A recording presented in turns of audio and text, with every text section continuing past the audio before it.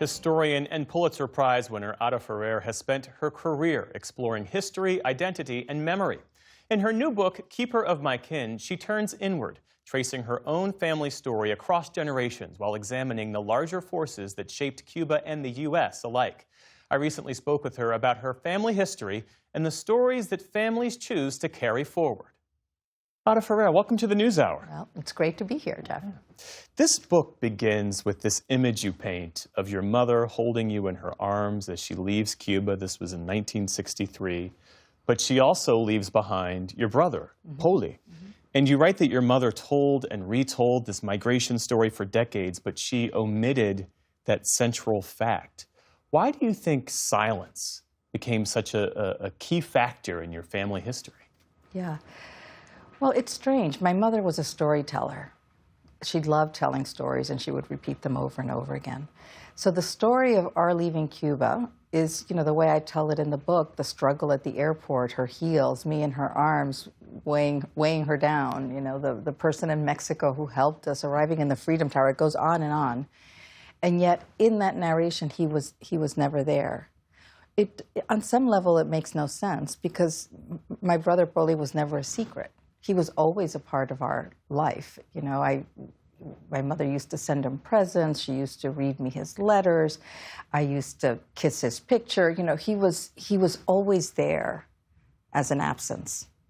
So it really made no sense for her to leave him out of the story. But I think it was her own guilt about having left him that meant that when she tried to tell this story of her departure with me, it was a story about us, the two of us facing the world.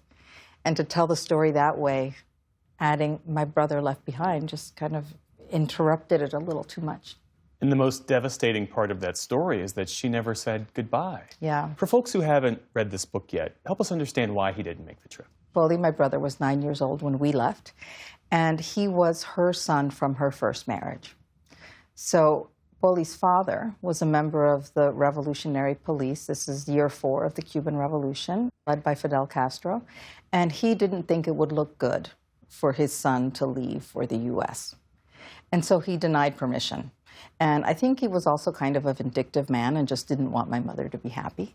And so he refused to sign the paperwork that was needed for Poli to get his passport and travel with us. And everyone thought, my mother thought, my grandmother thought, my aunts thought, my father, who left before we did and was already in New York, we all thought that when my mother and I left, that Poli's father would see that he should give permission and that he would relent. But he never did. And so the separation kind of stretched on. And then in terms of her not saying goodbye, that part of the story I didn't learn until I was a little older. But for me, it was kind of crushing. I couldn't imagine it. And it just made it hurt that much more. But then, I as a historian, as a person, I always try to put myself in other people's shoes. It was a different time. You mentioned that you're a historian. I would add that you're one of the country's leading historians of Cuba. Thank you.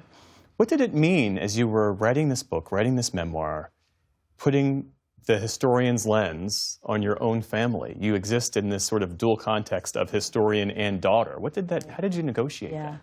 There's a way in which I've been doing it all my life, or all my writing life, certainly. I became a historian decades ago. I've always worked on Cuba. My decision to work on Cuba had everything to do with who I am and the story of our family and where we came from. So I've always been a historian who feels herself and feels her family to be part of the story. My family was a very humble family, and our story was made by history. Everything that happened in our family, the migration, the family separation, unfolded in this broader historical context of the Cuban Revolution, of U.S.-Cuban relations, of U.S. immigration policy. And all those things, which we tend to think of in abstract, geopolitical and bird's eye kind of view, all those things have an enormous impact on families day to day. What struck me about your story is the way your mother preserved letters and photographs and greeting cards. I mean, small scraps of paper. Right. This living archive for you. Do you think that that was, it struck me as an act of resistance against erasure? Yes, yes, absolutely. I mean, I think that's the perfect way to put it. And she was doing it her whole life. And then after she died, I mean, I knew she saved things, but the way she saved things was a complete surprise. So she actually labeled artifacts around the house with masking tape on the bottom. But the main thing that she saved, and the thing that was most important for this book, is that and I didn't know these existed until after both my parents had died. The main thing she saved was the letters that my brother had written to her after we left. So we left on April 27th, 1963.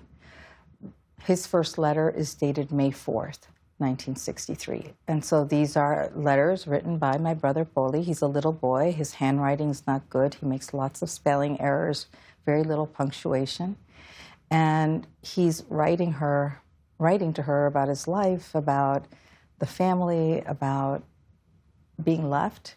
But he doesn't write, it's interesting. He doesn't write with a lot of emotion or a lot of palpable emotion, but you read the letters carefully and the emotion is there. So he'll say things like, there was one that just really got to me. He said, "Mommy, if you only knew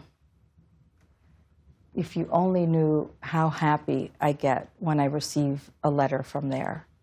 It makes me so happy. I get so happy that sometimes it makes me sad." And he's, a 9, 10-year-old boy, and the weeks are going by and the months are going by, and there's no re-encounter. And those were brutal to read. The title of this book, Keeper of My Kin, it feels like a declaration of responsibility. Mm-hmm. Did you feel that you owed your family something? Yeah, in some ways I feel like I owe them everything, so...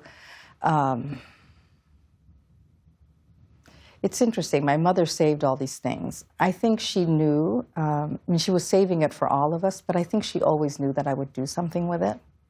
I was always asking her questions. She would roll her eyes. She knew what it was about. My father, I talk about this in the book, my parents both had 6th grade educations, right? They both grew up in the countryside. They came here, and she worked in a clothing factory. He worked as a short order cook in a Manhattan hotel.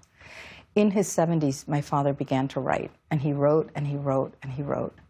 And he wrote letters to Fidel Castro and Latin American presidents and Katie Couric and, George Bush and Bill Clinton, you name it. He wrote poems, he wrote all kinds of things. But I would see all the papers the pile of papers get bigger and bigger, and I always said to him, "You can't throw those papers out. Those papers are mine." And no one threw them out. I think they always knew that I would take those papers, that I would do something with them.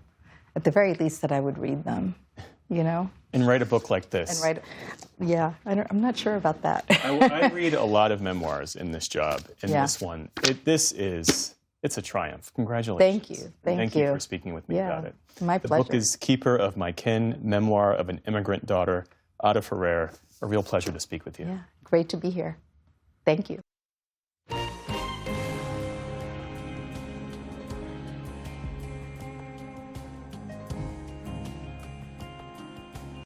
Support journalism you trust. Support PBS News. Donate now, or even better, start a monthly contribution today.